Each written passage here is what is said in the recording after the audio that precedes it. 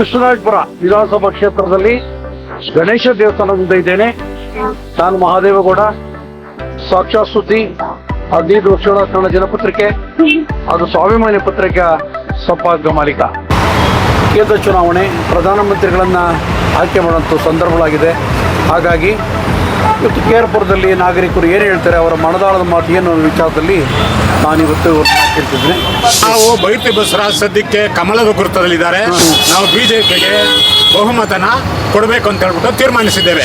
ಮೋದಿಗೆ ಯಾಕೆ ಸರ್ ಮೋದಿಗೆ ಹಾಕಬೇಕು? ಅಭಿವೃದ್ಧಿ ಕೆಲಸ ಮಾಡಿದ್ದಾರೆ, ಚೆನ್ನಾಗಿ ಮಾಡಿದ್ದಾರೆ.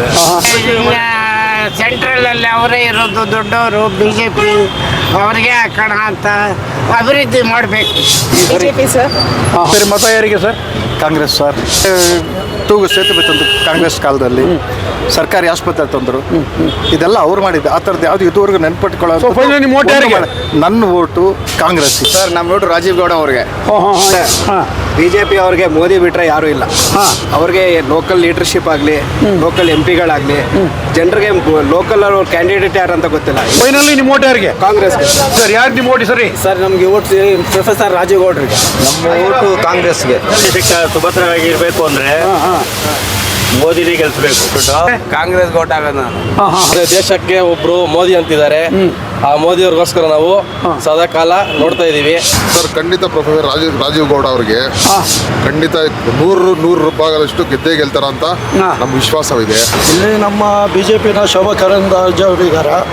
ಅವ್ರಿಗೆ ನಮ್ಮ ಮತ ನೀಡ್ತಾ ಇದ್ದೀವಿ ಸರ್. ಕಾಂಗ್ರೆಸ್. ನಿಮ್ಮ ಓಟು ಕಾಂಗ್ರೆಸ್ಗೆ ಹಾಕ್ತೀರಿ? ಯಾಕೆ? ಕಾಂಗ್ರೆಸ್ ಪಾರ್ಟಿ. ಅದಕ್ಕಾಗಿ ಮೋದಿಗೆ ಹಾಕ್ಬೇಕು. ಮೋದಿನೇ ಬರಬೇಕು ಅನ್ಕೊಂತ ಇದ್ದೀನಿ.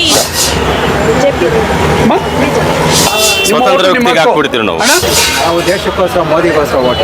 ಈ ಸಾರಿ ನಮ್ಮ ಆಯ್ಕೆ ಕಾಂಗ್ರೆಸ್ ಪಕ್ಷದ ಪರವಾಗಿದೆ. ಟ್ರಾಫಿಕ್ಕು ಮತ್ತೊಂದು ಎಲ್ಲ ಈ ಕ್ಷೇತ್ರದಲ್ಲಿ ತೊಂದರೆ ಇದೆ.